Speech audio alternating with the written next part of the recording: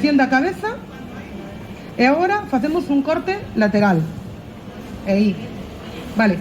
Este primeiro corte o que facemos sempre é apretando contra a espiña.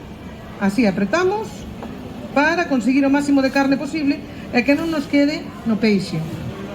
Agora facemos así e damos un pequeno giro e facemos así. Aí. E xa temos o primeiro lomo.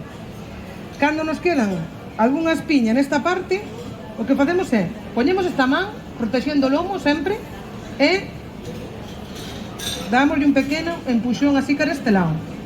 Vale, cortamos así e teríamos un lomo en 4 cortes completamente limpo. Vale. Que temos aquí? Aquí temos unha cadea de espiñas por esta parte de aquí, xusto onde separa este lomo do que é a parte da ventresca, temos unha cadea de espiñas. Estas pinzas valen 4 euros, creo que as venden por aí nas cuchillerías de aquí da parte de abaixo.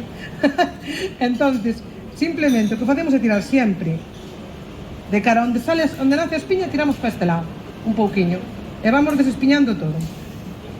Sobre todo, para cando temos nenos en casa, é interesante facer un desespiñado.